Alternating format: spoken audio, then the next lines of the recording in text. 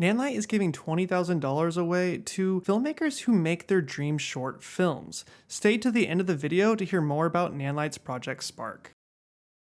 Okay, welcome back to the behind the scenes series over my short film Flea.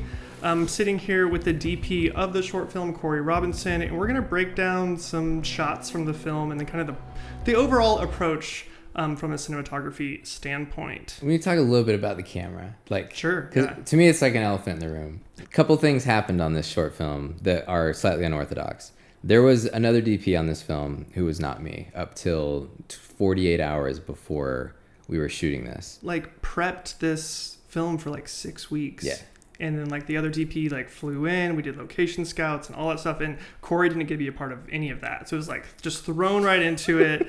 But I knew he could handle it doing that. I was gonna gaff it, and then Spencer was like, "Hey, do you want to DP it?" So I'm a airy guy through and through. I'm an Alexa Mini owner op. I've never touched a Venice prior to this short film. And 48 hours before, I spent literally 24 hours of that filming with the Venice and testing the Venice, and then the other 24 hours wrapping my head around shot lists and things like that. The initial thing was we wanted to start with full frame just to kind of do something more new and modern, and the original DP had just bought a Venice, and it was a perfect trial run for him to try out the camera, and so it was that's why we chose that. So we shot on so many lenses, so many different cameras and lenses on this thing. It was all over the place. Yeah. But it's we just need to figure out the best way of getting this shot right now with what we have. Because if you watch the first episode, the Supremes didn't show up on time, so we had to get Tokina Vista primes for the first day. And then we had issues with the gimbal the first day, so we had to use DZO primes. Ultimately, we're just telling the story, and we don't have to get that nitpicky, but, ideally we were on the same lenses the whole time. But we're going to kind of move fast through these, because otherwise this video is going to be 2 hours long of us talking about each shot. So let's just start here. Start at the beginning. This is a Dana push, super simple Dana push. I think you had mentioned it in one of your videos before.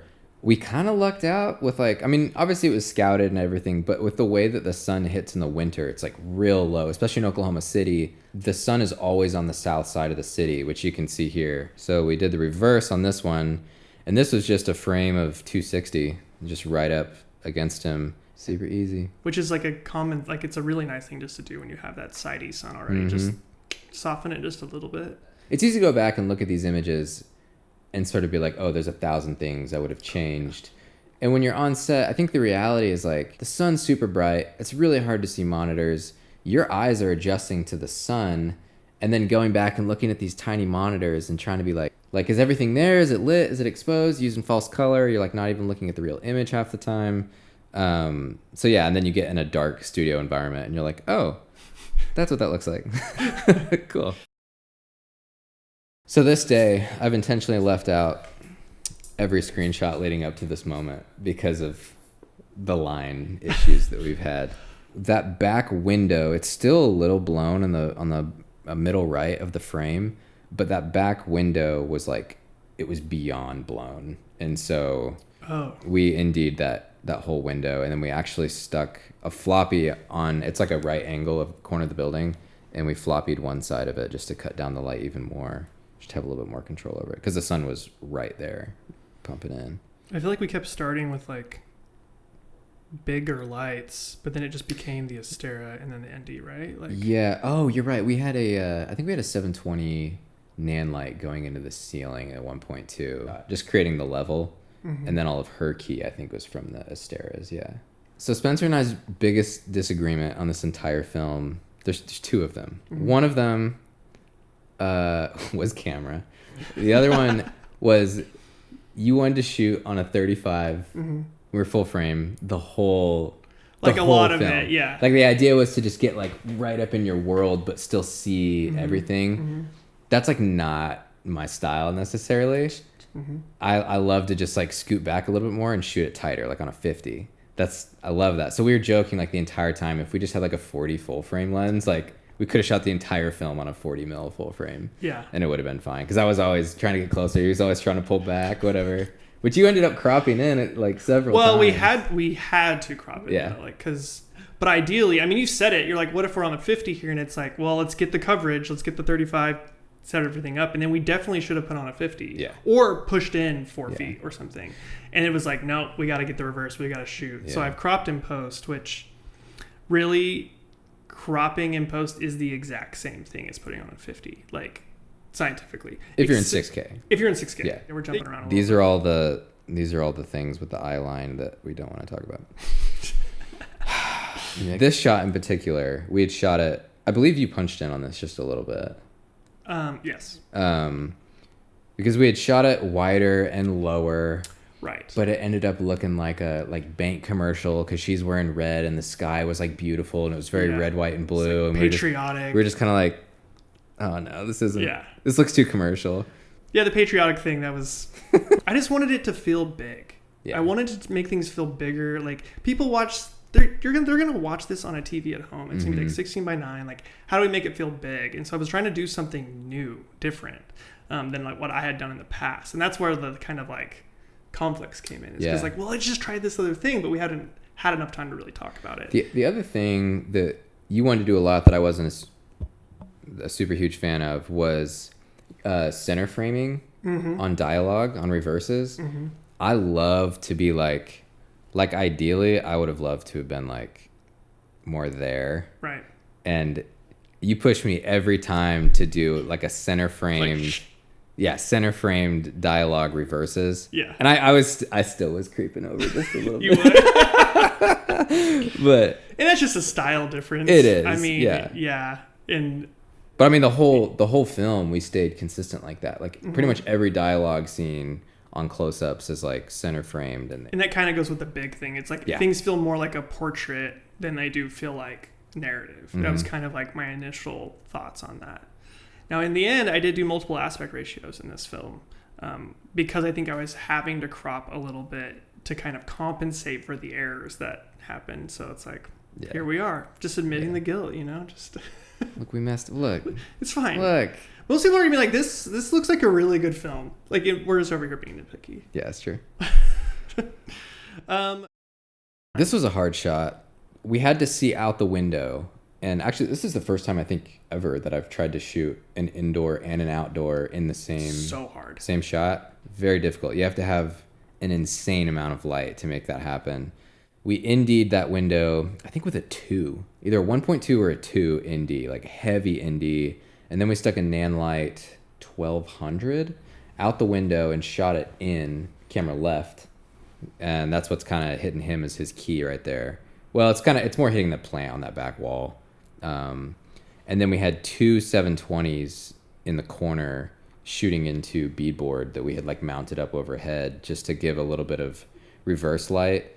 And part of that was because we see the entire room in the move, and it's not obvious in this shot, but like, yeah, there was 6 lights playing in this. I think this shot is extremely impressive because of that. Because I think the shape is basically perfect, like the lighting, but you like had to do so much to get it there. And normally when you hit like a 6 light situation, people can be like, I think there's some lights on here. Like, I think you did something here. I don't know what you did, but this one, I think it doesn't look like you lit it. Yeah. Like, it looks like we turned on the camera and the window's doing all the work. But also, I think this was like, I mean, maybe this room was 8 foot wide. Like, it's a very small room. Like, the lights are basically touching the actors. Yeah. And then also, this is a dolly shot that has to be timed with the dialogue and a van outside driving by. Yeah. And I think we got it in 10 takes or something. It's a really impressive shot. Yeah. Like, no one's going to even think about it when they watch it. But Part of it, too, is like what people don't often see is even when it does look lit is that if we were to turn off all the lights inside the room, what you wouldn't know is that they were just black. There was no exposure on them at all because you're exposing for outside. We also wanted to see the dude across the street because we're kind of introducing him as a character in that shot as well. And so all of it kind of had to tie together, see inside, outside. But yeah, there was a ton of light pumping in that room. And even with the dynamic range of the Venice, like you still, you have to lift it all up. Yeah. So we shot these, probably hour and a half, 2 hours apart at sunset. And right here, all of this light on him is completely fake. He would have been just black with exposure, but we exposed kind of for the sky, which is still even like a little blown, but we had, I believe it was a 720 going into an ultra bounce to kind of like wrap that key to make it look more similar to her shot. Yeah, like her shot, the sun was like pretty up, and that's why we could just have the 12 by frame diffusing her completely with some neg, and then hers was like good to go, got her stuff. But when you flipped, it was like now you're chasing light. We were changing quickly. Yeah, I like think every we did probably 3 to 4 takes on him. I think we did 4 from this angle. Yeah, and from take 1 to take 4 was just drastically different lighting setups. We kept like adding neg, we kept turning up the key, doing all sorts of stuff. The exposure on that one, the ratios really do work with the background. Yeah. All right, but yes, this is at 35 millimeters. the whole film is. So this one, I think we talked about a little bit. Actually, I like how it turned out. These are totally fake cop lights. I think we had stuck a tube on top of a white Explorer for the actual cop car, and kind of had it just far enough out of frame that it didn't really look. It kind of looked like a cop car. Mm-hmm. We had these lights on her. This is not like a good looking lighting setup, but I do think it's like what would happen in the real world, with where the cop lights were and like his flashlight and stuff. And sometimes I think it's a delicate dance of sort of finding that balance of like, this looks really pretty versus like, how does the light actually work in it, every day? Yeah, is it believable or is it fake? And you find the line in the middle the best you can. Yeah, I think you had like a 600 or something doing the cop lights for the rest of the area too, not just the tube. Yeah, the tube I think was just for the practical effect, and then we had one just blasting at the house, and they were kind of just getting the remnants of whatever was bouncing off. Go to of the it. wide. Yeah. Yeah. Yeah, so that's an Explorer camera right over here, with just a tube sitting on top of the car. There's an Astera, or there's some tube down at the floor, and that's like pointing up at them, kind of creating that key. And then there's also I believe it's a 720 camera left right over the van coming through some 250 for his key light. Oh yeah. Yeah, just to keep it all kind of in that same world, because he was pretty dark. So this is a night scene. We're facing a couple variables. We didn't want it to be too dark, but we also needed to push some light in on them to have like some kind of level. And so we had, I really like this setup. It was I think a 1200 on the ground pointing up into an ultra bounce that was kind of up and over like this. And then we had 250 and 216. Ideally they would have been the same, but I only have one of each. And so we had it bouncing into that. So up, kind of book lighting, like a vertical book light, which I've never seen done before, but it made sense for this one. The hardest thing of this whole thing was actually getting our reflection out of the window. Let's talk about these. Mm-hmm. This was the 2 a.m. shot right after we'd come inside, and it was like just insanely cold. If you watch the BTS, we're all still wearing our jackets like inside. We're like just thawing at this point. I don't know what I was thinking with this key, to be honest. It's just like, where's that light coming from? And it's so bright. So the difference in real world between this frame and this frame was like mind blowing. Like, they were not even remotely close to being the same world. And yeah, it was those 2 pendant lights right there that we kind of had to have on. Like, if you were in the room that day, it was like breaking our brains. So every one of those lights in the ceiling were pushed to like Green Goblin green. Mm-hmm. Like the whole room was green just to balance to those 2 pendant lights. And I'm amazed that it actually looks like this in camera. You look at the frame, no one would ever know that those lights are green in reality. This one was kind of cool. Going into the shot right after this, it's like very obviously kind of a darker night looking shot, but it had to match. It was like pretty much straight up daytime still when we shot this one.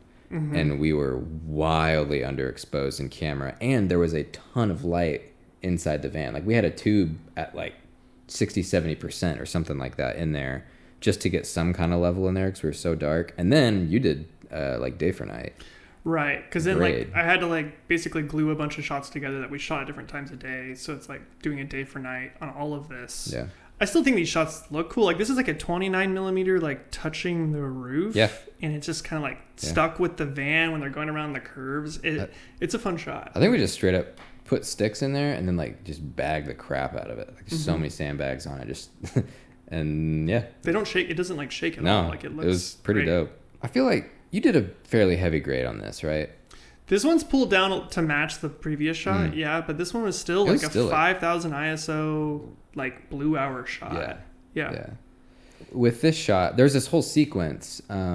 If you've ever been to the location for the Oklahomies, you would kind of know where this is. It was like a whole discussion trying to figure out like how they get to this spot in the film, because the location of where we had to shoot it was like reverse of the way that we were portraying it on camera. They don't really have screen direction in a couple shots after this, and so we're able to like, okay, now they're going the other direction and they're going this way, and it's cool. Because the idea was we always wanted them to go left to right to be like progressing in the frame. That's kind of a classic like spaghetti western style. This one was super. It was just cool. It's just a cool cinematic vibey shot. There was no room at all. No. We had a Dana set right in the middle of this walkway that's, I don't know, 5 feet maybe. Yeah, and talent had to walk past the Dana without bumping into. I'm pretty sure we hit it like 3 takes in a row. We had to like go back to 1.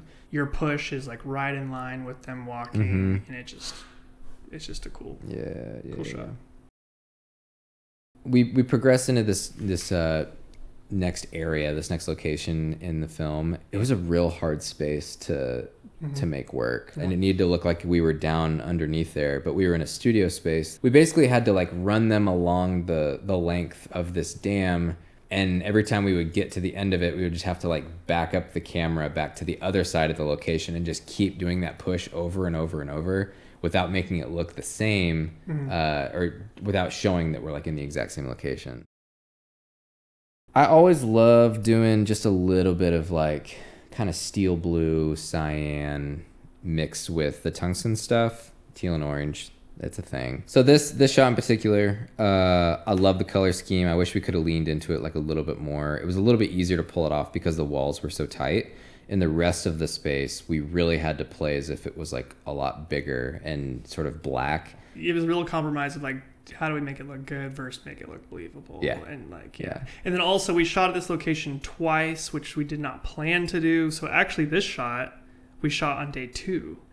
And you started leaning more into that cyan direction. Look. And this is what also happens when you do this. Like you shoot, you go to sleep and you wake up and you're like, I can make this better. Or and then you start like modifying You see things. the screenies and you're like, man. And then you just do it anyways. Yeah. There's some cool camera or lighting things that were happening here that we did. I've never tried this before, but it just kind of like seemed to make sense. We just needed like a little bit of light because we were using the lantern. So I actually stuck a Fernie pad up, and then I think it was a Fernie pad. It was either a Fernie pad or a floppy. A black Fernie pad, and you put in a Stereotube. Yeah, into it, which just kind of created just the right amount of glow. Yeah, like it's like an anti-bounce. It's like, I need this light to be here. I need it to have no direction. Yeah. Really is what it comes down to. But I need there to be light. Which I think worked. And when he's saying lantern, like the actual gas-powered lantern is what we were trying to use to key, but it was so hard and flickering. And then, I think I noticed it way later, like 3 shots later, I'm like, are you bouncing into a black thing? Like you're not actually bouncing, but it created like a vignette or something. It worked. Totally worked. Yeah. So new technique. It was cool. I'm going to use it. I mean, for sure. We call it the Fernie bounce. The Fernie bounce. It's mostly on this shot. Yeah. You can see a little bit of that teal creeping into. Another thing that we were like really fighting on this one was like, we didn't have any control over the street lamps that were outside these windows, but we had to, this was on the 2nd floor of a building, but we had to make it look like we were basically in the basement of a dam. I mean, it works because they light the lantern and it kind of like tells the audience like, this is our new key light. And when it goes out, you have to have some excuse to have like some light in there because it would just be like pitch black, which I think. Yeah, later it goes out in the scene.